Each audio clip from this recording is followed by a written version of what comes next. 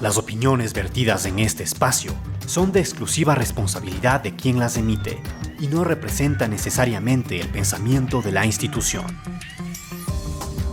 Bienvenidos a Debate y Encuentros, el espacio donde las ideas convergen y los diálogos se entrelazan.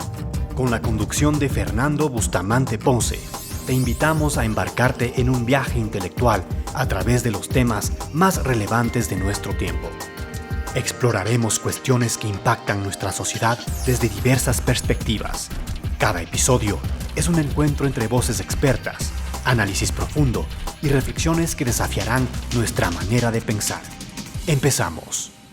Saludos, soy Fernando Bustamante, estoy a cargo de esta nueva edición de Debates y Encuentros y hoy en día nos va a acompañar el embajador Luis Gallegos, que fuera canciller del Ecuador, embajador ante muchos países, en Naciones Unidas, en Ginebra, en Australia, en Bulgaria. O sea, es un diplomático con más de 50 años de experiencia que ha tenido misiones sobresalientes en todo el país, en todo el mundo.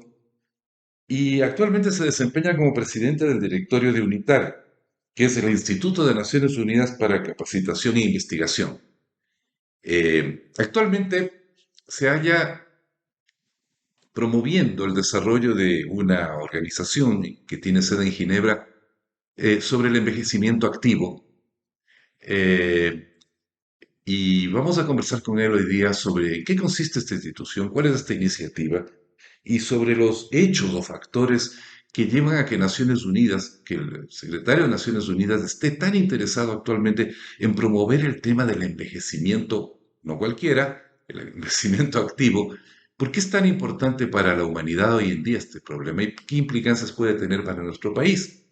Así que yo le voy a invitar a Luis, al embajador Gallegos, para que nos explique en primer lugar cuál es la problemática de fondo que lleva a que comencemos hoy día a, a introducir este tema como prioritario en el sistema internacional.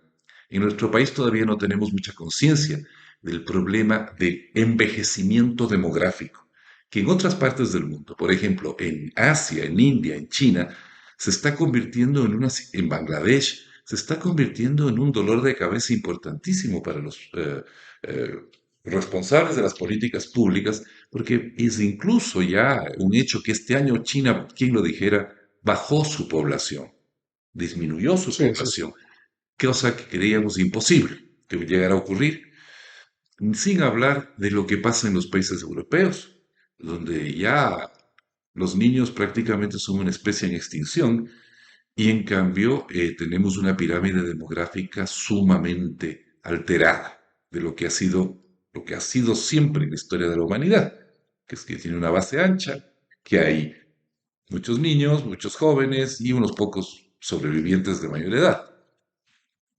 Luis, tiene la palabra. Muchas gracias, Fernando. Muchas gracias por esta oportunidad y muy gentiles por haberme invitado. El, ah, el mundo tiene en este momento uno de los mayores retos demográficos de su historia. Primero porque la pirámide de la cual tú hablabas está invertida. Hoy somos 1.000 millones de personas mayores de 65 años y por diferentes circunstancias, ya sea mejores cuidados médicos o nuevos medicamentos, una vida activa más sana y una serie de otras circunstancias, la población está viviendo más de lo que estaba calculado cuando se estableció la edad de 65 años para los sistemas de seguridad social que se establecieron en 1800 algo, 1880 o 90, cuando Bismarck estableció el sistema de seguridad social alemán. Somos más mayores adultos que niños naciendo en este momento en el mundo. Y la proyección demográfica es que para el 2050, o sea, después de 27 años, seremos 2.000 millones de personas mayores de 65 años. Técnicamente se calcula que cada persona mayor adulta tiene un impacto directo sobre otras dos personas.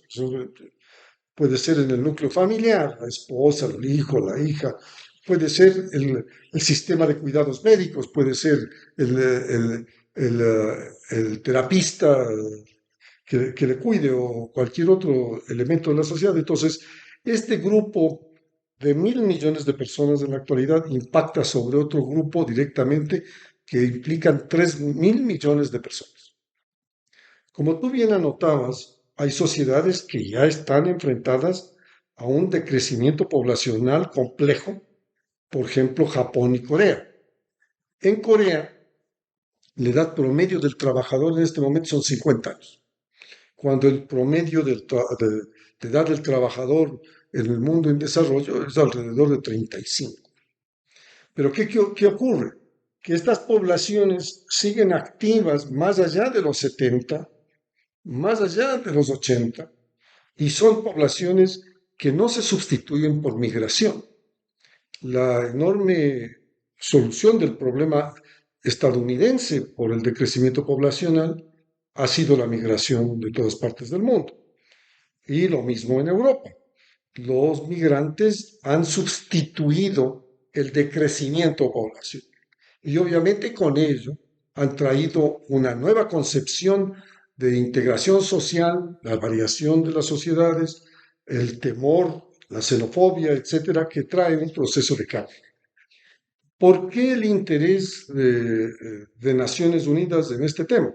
Naciones Unidas tiene un conjunto de agencias que tratan el tema de envejecimiento, y cuando tú hablas de envejecimiento activo, es fundamentalmente la Organización Mundial del Trabajo, que dice hay un problema de sustitución laboral y por lo tanto debe haber una mayor participación de las personas más allá de la edad, tienen que ser activas, tienen que ser inteligentes, tienen que estar motivadas y tienen que traer nueva experiencia, tienen que adaptarse a las circunstancias de una nueva tecnología. Cada vez la tecnología es más amigable, pero al mismo tiempo es un reto de cambio diario, con inteligencia artificial, con una serie de otros elementos. La Organización Mundial de la Salud tiene la década de Healthy Aging, de edad saludable, que significa todas las prácticas que los países tienen que poner en vigencia para mantener a esta población en condiciones aceptables de envejecimiento digno. Porque a la larga lo que estoy promoviendo, esta iniciativa, que es la fundación de la Iniciativa Global para Envejecimiento, es el que generemos un tratado internacional vinculante de las Naciones Unidas para proteger los derechos humanos de los mayores adultos. Yo tuve el honor del 2002 al 2005 de presidir el grupo de trabajo que negoció la Convención para la Protección de las Personas con Discapacidad. Entonces, la vinculación era que hay 1.300 millones de personas con discapacidad en el mundo. Y si se multiplica por el factor de 2, estamos hablando de 3.900 millones de personas que están vinculadas al tema de la discapacidad. Uno puede nacer con una discapacidad, puede adquirirla durante su vida por enfermedad, por accidente, por guerra, como estamos viendo en Ucrania y en los otros 60 conflictos que hay en este momento. Pero ciertamente hay un 85% de probabilidades que las personas mayores de 75 años tengan alguna discapacidad. Entonces, estos dos instrumentos internacionales, el que ya ha sido muy exitosamente firmado, ratificado por 186 países, y que es prácticamente una norma universal de protección para las personas con discapacidad, tenga el complemento de otra convención que proteja los derechos de las personas mayores adultas. No es de sorprenderse porque la normativa legal en realidad en muchos de los países limita a la persona que cumple 65 años. Viene la aseguradora y te dice ya no es sujeto de aseguro. Viene el banco y te dice ya no es sujeto de crédito. Vienen los otros y te dicen ya no puede manejar sus cosas personalmente. Viene el banco y como se borra la huella digital, ya no te acepta que uses la huella digital como firma, etc. Entonces, hay una serie de connotaciones que tienen que cambiar en el mundo para que esta población viva con dignidad. Y también, obviamente, hay que reconocer que estamos trabajando por la dignidad de la muerte.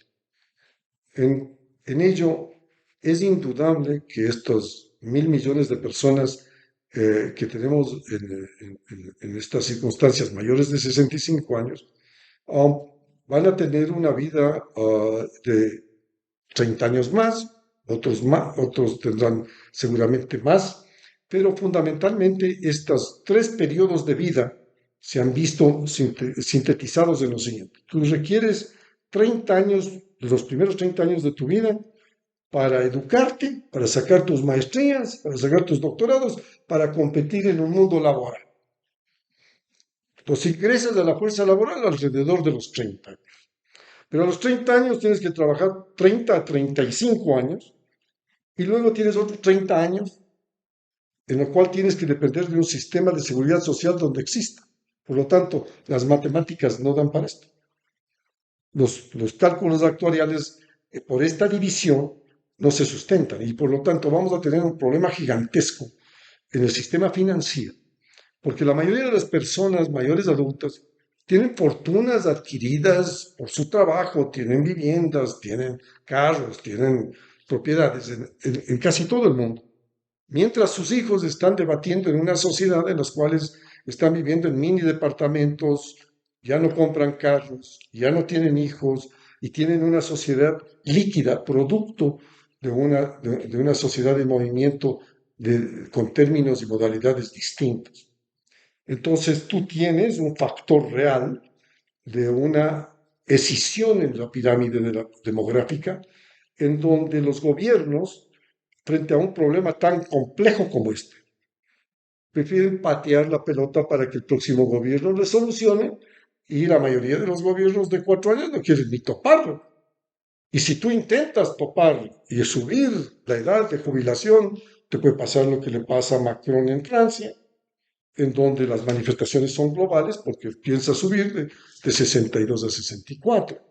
Y en otras partes del mundo, en donde tienes factores como el de la China que tú mencionabas, el problema es sociedades gigantescas en número de personas que están sufriendo una realidad por los complejos demográficos existentes. O sea, una política china para solucionar el problema de la hambruna y salir de los problemas que habían en los 40 o 50 fue aplicar una política de un niño por pareja.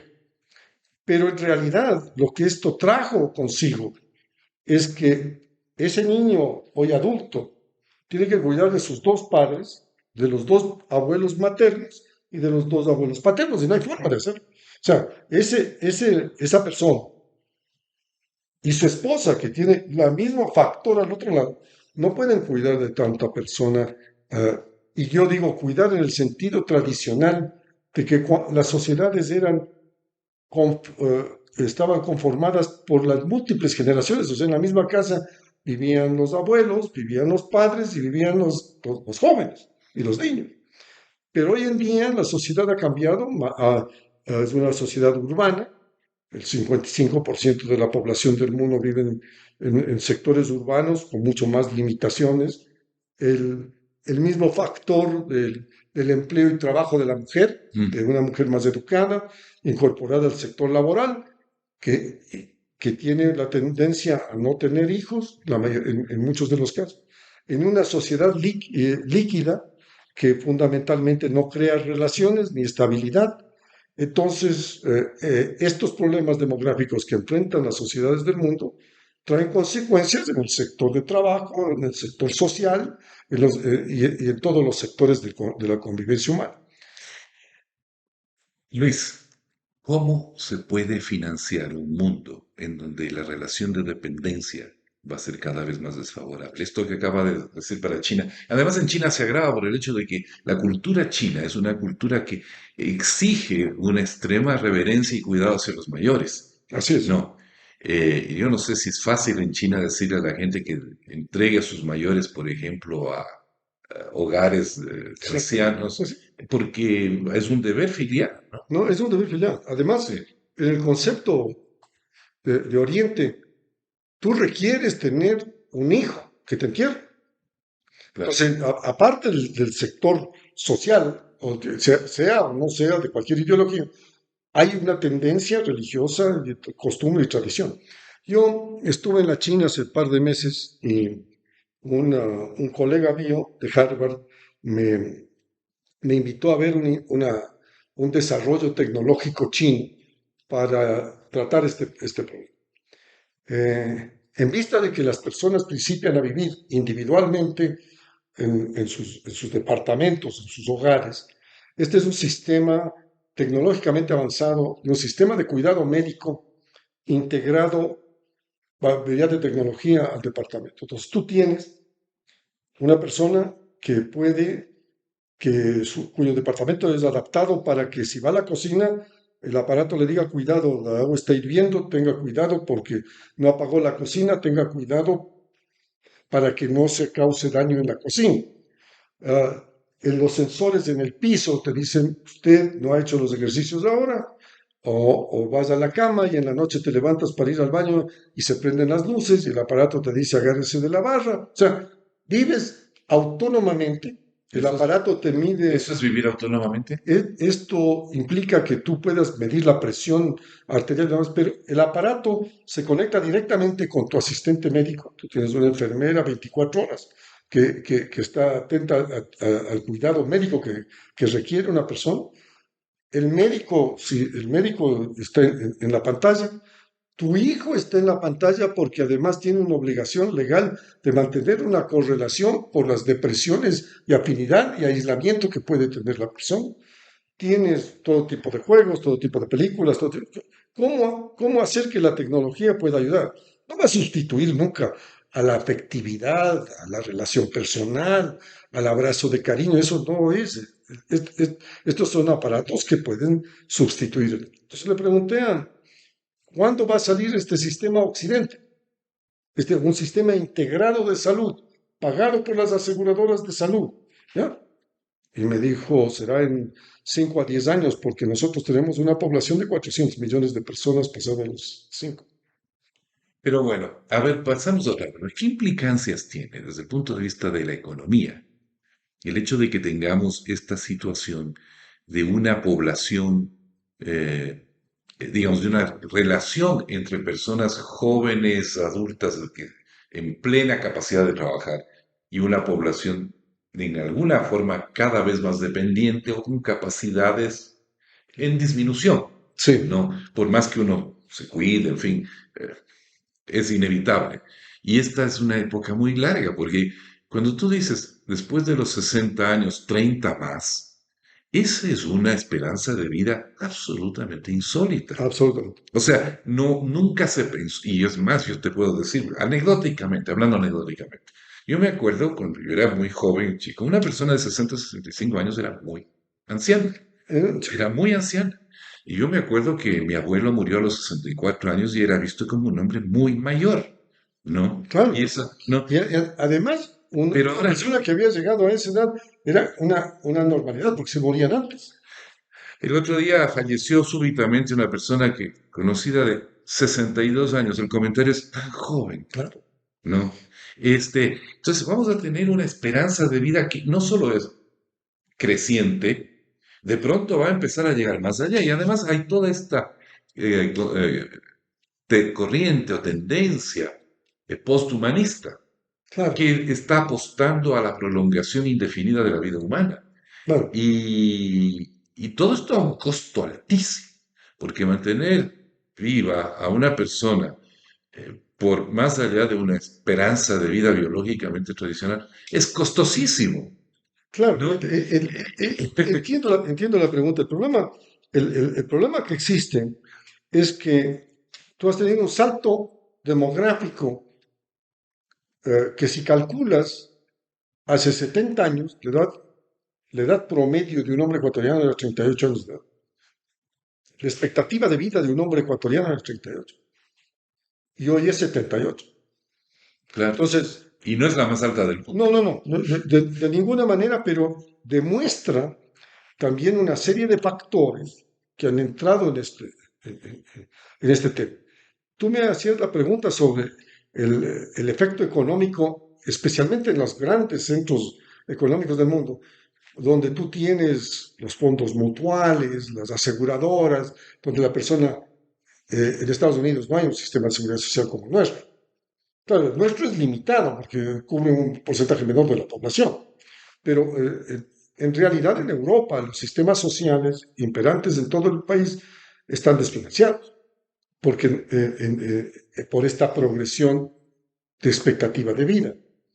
Pero hay estudios todos los días respecto a la prolongación y longevidad que afecta el sistema de trabajo, que afecta a la sociedad entera, porque la sociedad en sí es un reflejo de sus componentes. Ahora, tú antes tenías una persona de 105 años que ya no participaba en la vida social. Hoy, el presidente de los Estados Unidos tiene 80 años Sí. y va a ser candidato del Partido Demócrata para los siguientes. Y su principal adversario está un poquito debajo. Tiene 77 años, Trump. Claro, ¿Ya?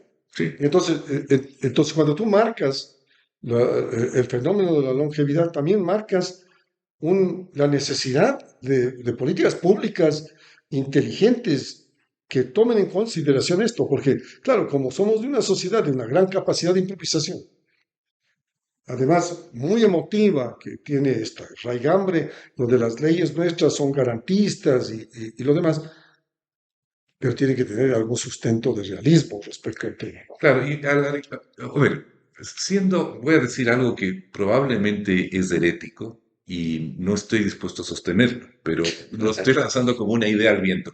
Si es que la gente ahora es más sana y tiene una mayor esperanza de vida y a los 65 años no es una persona decrépita en general, al menos razonable, habiendo llevado una vida razonablemente sana, ¿por qué entonces no que la gente trabaje más tiempo?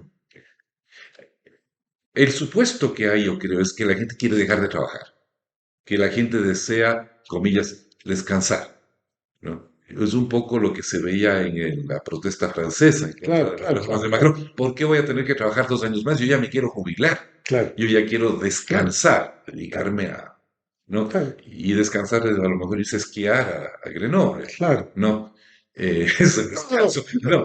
Pero por otro lado, siempre hay la concepción de la vida laboral como una especie de carga pesada o de una especie de maldición, como una especie de maldición bíblica. Pero por otro lado, muchas personas que conozco sienten que quieren seguir y que tienen entusiasmo por la vida y que tienen ganas de hacer otras cosas o de empezar un nuevo negocio. O de empezar una nueva Sí, etapa de vida. sí, ¿no? Conozco gente que dice, ya me voy a jubilar, qué bueno, porque ahora voy a poder empezar mi propio negocio, Claro, por ejemplo, o quiero empezar una empresa así, o quiero trabajar ahora sí, digamos, libremente como consultora, asesor, lo que claro, sea, ¿no es cierto? Mi pregunta es, yo sé que es herético decir eso, pero si lo que vamos a tener es un déficit de gente que trabaje, porque hay muy pocos jóvenes y demasiados viejos, pero si los viejos ya no son tan viejos, ¿no? claro. Eh, no, porque los migrantes a la larga también no va a ser una solución, porque esa tendencia demográfica también está llegando a los países que emiten migrantes. Así es, Ecuador, por ejemplo. Ecuador está también en la declinación de la tasa de fecundidad. absoluto. Y en un tiempo más vamos a ser como los países europeos. Claro, y no van a haber migrantes. ¿Por qué no haber de dónde sacar? Claro, No, o sea, lo que tú apuntas es a una realidad de una necesidad de un cambio social. ¿Ya? muy profundo. Que, claro, el mundo, en números globales, tiene continentes que siguen teniendo un crecimiento como África y algunas partes de Asia. O sea, donde hay nacimientos de niños en términos de 4 o 5 por familia, por distintas razones que todos ustedes pueden deducir. Pero una de las razones por las cuales el sector rural era el que promovía tener más hijos era porque las posibilidades de cuidarle al viejo, de que un hijo tuyo se responsabilice de ti, era la capacidad de que uno de esos 5, uno de esos 6 sobreviva, tenga las condiciones y las facultades económicas para mantener a la abuelita y al abuelito. Y era un poco la garantía de futuro. Hoy en día, esos cuatro o cinco han migrado a las ciudades, se han urbanizado y por otro lado, o han tomado el camino de irse de los países y por lo tanto no hay esa red de protección familiar que existía antes.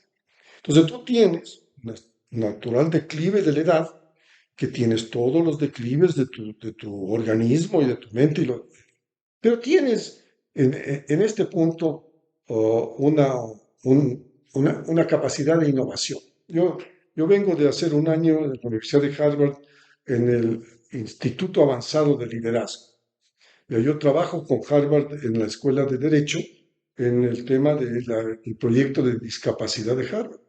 Y en este sitio del Instituto de Desarrollo Avanzado es donde van los hombres y mujeres que han tenido éxito en su vida, que ya han adquirido, muchos de ellos, fortunas o comportamientos sociales importantes, ubicación como grandes lideresas y líderes sociales, a decir, muy bien, yo ya voy a jubilarme, pero quiero dejar un legado social y ético en los últimos años de mi vida. Yo ya no quiero estar en la lucha por tener lo que buscaba de joven, sino cómo puedo aportar a la sociedad con nuevas iniciativas sociales, cómo puedo aprovechar la experiencia que he adquirido, los años que tengo para no repetir los errores y cómo puedo generar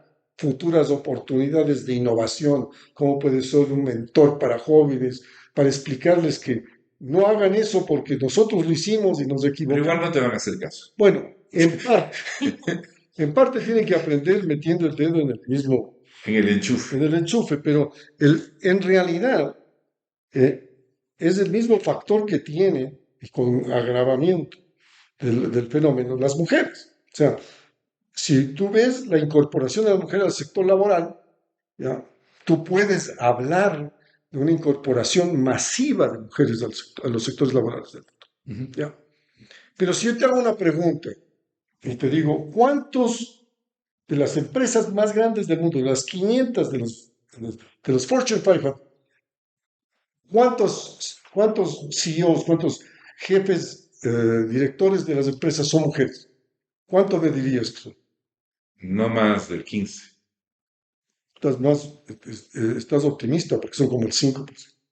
Ahora, cuando dices cuántos afroamericanos dirigen una empresa, 5, ¿Cuál es el porcentaje de la población afroamericana en Estados Unidos? 25 a 30%. ¿Tanto? Es indudablemente, hasta hace poco era la segunda minoría. Hoy en día los hispanos los estamos aumentando. Pero el problema es que tú tienes connotaciones de segregación y racismo. Sí, pero de acuerdo.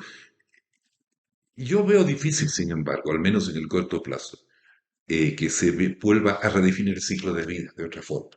Arcio, Eh, políticamente no parece, por lo menos, muy factible esa vía de solución. Habrá que pensar en otra cosa, ¿no es cierto? Pero una pregunta, viendo un poco más, ¿por qué no hay niños? bueno, es un factor que yo he leído extensamente sobre el tema del decrecimiento poblacional. Viene indudablemente de diversos factores, dependiendo también de la cultura en la cual estás inmerso. Eh, Uno de ellos, indudablemente, el sistema reproductivo se controló con la píldora y con otros mecanismos de control natural, que se rebasaron las limitaciones religiosas impuestas en ciertos sectores y en ciertas religiones, no todas. El ingreso de la mujer al campo laboral, en donde tiene que competir de igual a igual con todos. Y entonces, ¿en qué punto puede ser madre? Porque no puede ser todo al mismo tiempo, pues. ¿Y por qué la opción de no tener hijos y tener perros es una opción real? O sea, es una discusión que oigo en las conversaciones con los jóvenes, con mis alumnos de todas partes del mundo, ¿cuál es la opción? Y el debate que tienen con los padres ¿y mi nieto? ¿Y cuándo me van a dar un nieto? Y no está planificado. Primero, no está planificado tampoco el matrimonio. Todavía en sociedades como las nuestras es algo potable, pero en otras sociedades no hay. Es una sociedad líquida de compromisos que pueden terminarse y evolucionar en otros. ¿Cuál es el nivel de costo para mantener un niño y de educarle a un niño? Y el tiempo que dura ese costo. ¿30 años? O sea, si tú le pagas las maestrías y los doctorados, 30 años. ¿Y por qué le pagas? Claro, el otro tema es, hay muchos que obtienen becas, pero fundamentalmente hay una correlación de dependencia para que pueda competir en el mundo. Competir en un mundo ya no es competir solamente en tu habitáculo social de la ciudad capitalina o de provincia, es competir en el mundo. Tú estás compitiendo con los aparatos de tecnología, porque estás compitiendo con los Googles del mundo y estás tratando de incursionar en mercados internacionales en los cuales requieres alta tecnología. ¿Y para incursionar qué requieres? Idiomas. Tienes que saber uno o dos idiomas.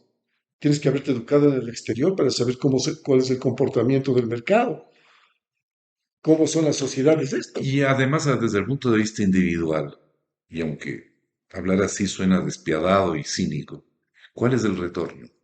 Mm. Y por otro lado, ¿cuál es la simbología de éxito? Mm. Porque tú estás en un patrón cultural que no solamente ya quieres el éxito personal de tu vida en las etapas en las cuales tú estás compitiendo, sino que tú quieres que tus hijos tengan éxito, que tengan la capacidad de sostenibilidad de sus propias vidas. Tú les quieres dar los instrumentos necesarios para que sobrevivan. Y te encuentras con que, por más educado que seas, hay PhDs que manejan taxis. Porque ese es otro problema, la desvalorización de los títulos, que es obviamente un correlato de su masificación, porque el valor de un diploma está dado por su escasez y por su Claro, exclusividad. Pero el rato es lo que pasa con todos los productos. Pasa lo mismo con los productos de consumo suntuario, que empiezan como un lujo y terminan masificándose y perdiendo por lo tanto su valor de exclusividad. claro. Y lo que se paga es la exclusividad. Es lo que, por ejemplo, en otro ámbito de cosas, los cruceros. Hace 40, 50 años un crucero en el Caribe era un lujo Ah, no. de príncipes asiáticos, ¿no es cierto? Así es. De millonarios, Así es. ¿no? Eso era exclusivo. Ahora está masificado a un nivel brutal Así es. y ya perdió su carácter de distinción. O sea, Claro, no es elegante, pero ¿no? el tema es que todo este crecimiento de la población, Ujú, porque tú antes también, hace 40 o 50 años, tenías la mitad de la población global. seguro, Y seguro. entonces, pero por otro lado, el acceso a esto, el acceso a tus cruceros, a un turismo global. Una de las cosas que aprendí trabajando tras la cortina de hierro es que cuando salía alguien de un país tras la cortina de hierro no regresaba. Primero, no solamente no regresaba porque era tachado de traidor, sino que era imposible salir, ¿ya?, de un régimen comunista totalitario. Hoy en día ves que en la estadística del 2019, o sea, prepandemia, de la República Popular China, salieron 130 millones de turistas y todos regresaron. Ya, pero en el caso de la educación, el problema es de que la educación es un sistema de competencia y exclusividad, Sí, por definición, pues, sí, ¿no? El rato que todos tienen derecho a las máximas notas no valen nada, no dicen nada. absolutamente. El rato que todos tienen un diploma, que todos son ingenieros, ser ingeniero no vale nada. Claro, Y entonces hiciste un esfuerzo titánico para encontrarte al final del día que compraste un producto que ya llegó desvalorizado a tu poder. claro, pero si tú quieres un ascenso social en sociedades estancadas, una de las posibilidades es ascender con tu título. Sí, pero cuando todo el mundo está en lo mismo, Claro, terminas manejando taxi, claro. Eh, eh, por decirlo. claro, No, pero es un tema extraordinariamente importante porque también la educación tiene que innovarse en cómo ¿para estos qué? alumnos se educan ¿para qué en un mundo tan altamente ¿Y competitivo? qué es lo que se requiere realmente? Tú le preguntas a los analistas y dice, ¿qué empleos van a estar disponibles después de 5 años? No de Mm, 50 años, de 5 años. Y te dicen, los únicos que van a, estar, a mantenerse son aquellos que requieren empatía y cuidado de las personas que ujú. en una sociedad. ¿Y eso cómo se enseña? Pero bueno, pero volviendo al tema del envejecimiento, está claro que hay una cantidad de factores de muchos tipos. Yo agregaría uno que otro tal vez. Ya voy a eso. Claro, claro. Que hacen que la empresa de tener hijos se convierta en un Everest, en una cosa monumental. Y claro, si hacemos un análisis económico, costo-beneficio, verdaderamente para el individuo, para la pareja, si es que la existe, como tú dices ahora, eso también Claro. no, es un mal negocio. Perdón que lo diga de esa manera, es una pésima inversión. Y por eso la Porque no necesidad. vas a tener un retorno comparable, Claro, porque tus retornos no van a estar dados por lo claro, que tus hijos hagan por ti, sino porque lo que el sistema de seguridad social haga por ti, por lo que tú puedas hacer por ti mismo mediante tus propios ahorros ahorros, y exactamente. capitalización, por lo que tal vez, no sé, otras agrupaciones voluntarias puedan hacerlo, etcétera. Pero ya tú sabes que con los hijos, ellos seguramente van a vivir a miles de kilómetros de distancia. De hecho, Sí. la movilidad es así. Los empleos no solamente están en tu alrededor, porque antes había la limitación de viaje. Claro. Hoy, tu hijo o hija pueden trabajar fuera de fronteras, pueden trabajar en otras partes, pueden En tener otro capacidad. continente. Y yo te voy a decir otra cosa que quería agregar. Paralelo a la incorporación masiva de la mujer al mercado laboral, está la desvalorización social del papel de madre. O Y del sea, papel de padre.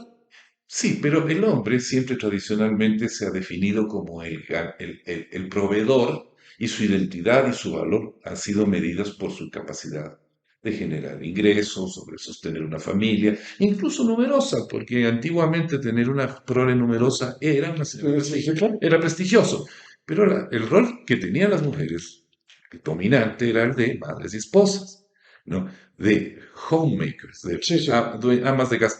Ese rol se ha llegado a un punto de desvalorización cultural tan enorme. Por otro lado, no es, no es marketeable, ¿no?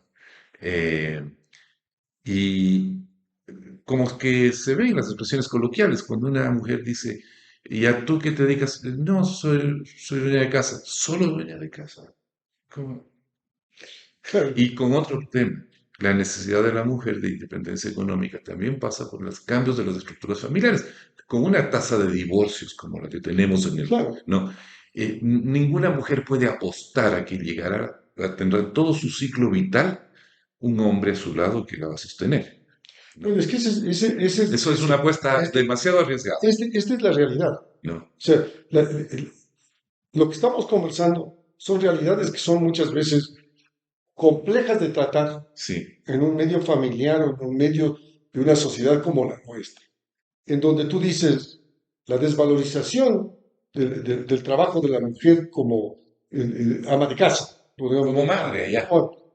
pero igual al hombre, porque hoy en día hay mujeres que ganan más que el hombre y por lo tanto los hombres se sienten afectados porque su pareja gana más y entonces tienen serios problemas. El nivel de violencia intrafamiliar, Mm. el nivel de asesinatos alrededor del mundo Pero eso es porque se ha visibilizado o porque ha se aumentado. ha visibilizado más, pero también la pandemia desnudó una gran realidad, que mucha de la violencia intrafamiliar estaba tras las paredes de la casa y el Estado, la policía o cualquiera responsable no podía penetrar ese castillo. Pero hoy en día, el nivel de muertes en las sociedades que vemos en todo el mundo, factores económicos en todos los estratos, es aborrecible. Bueno, hay otra cosa, en la progresiva reducción del tamaño de las viviendas.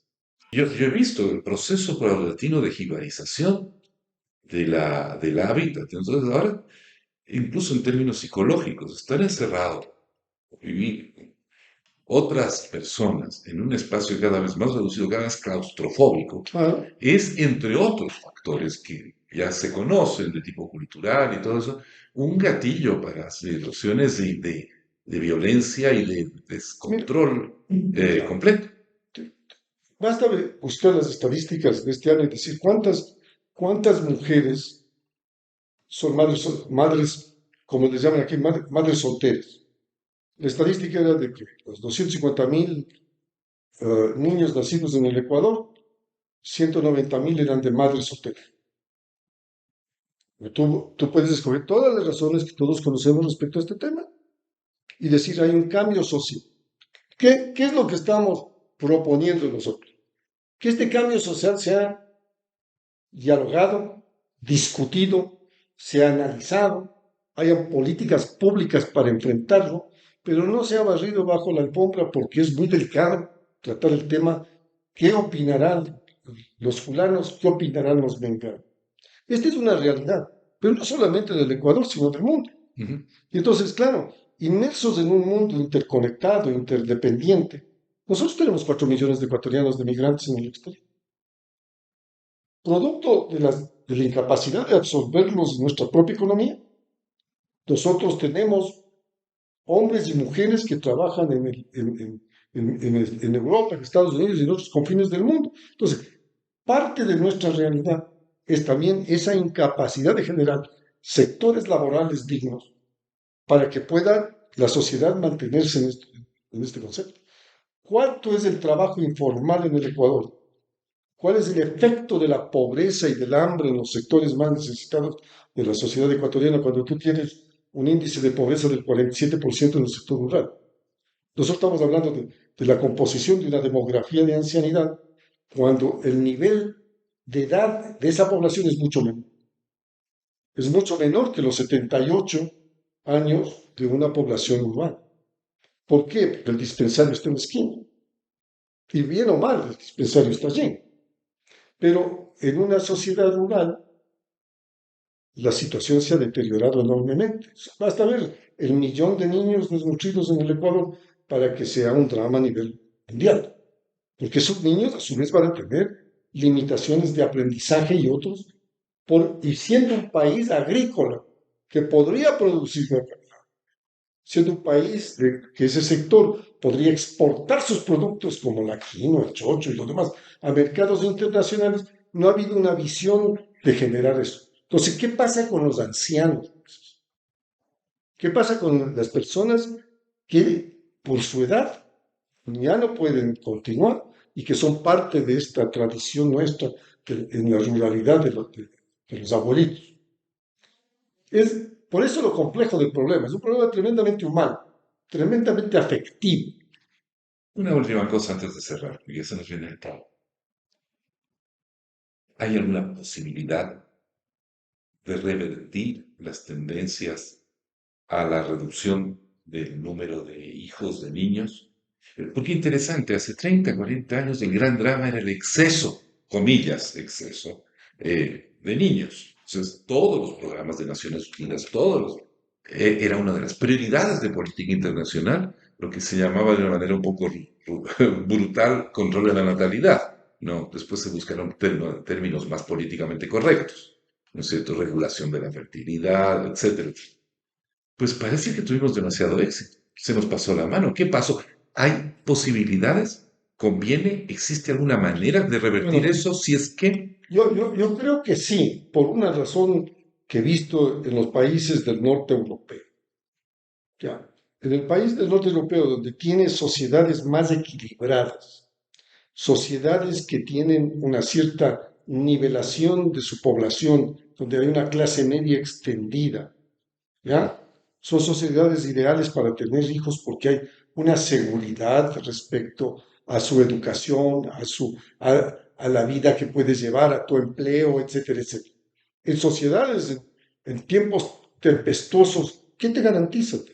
¿Y qué pasa con la fertilidad o la fecundidad en esos En esos países? países está creciendo, Ah, está ¿ya? aumentando. O por lo menos se está nivelando, Ya. porque las familias pueden tener la aspiración de tener hijos. Yo creo que toda conducta social es reversible si las condiciones son adecuadas. Pero si tú tienes una sociedad insegura, altamente delincuencial, captada por el sistema de narcotráfico, en donde te estallan bombas, tu pregunta razonable es, oye, ¿y qué van a hacer los hijos y los nietos? O en un mundo donde cualquier rato estalla una guerra mundial. Claro, pero yo te digo por las conversaciones con los jóvenes que me dicen, bueno, es un albur lo que vamos a vivir Sin nosotros. contar el hecho de que no sé cómo los voy a mantener. Claro, ¿Cómo exacto. voy a poder tener un mínimo de calidad de vida con todas las cargas que ello implica? ¿Y qué van a heredar en este momento que usted me deja una sociedad incontrolable, Ujú, con una violencia inusitada? ¿Eh?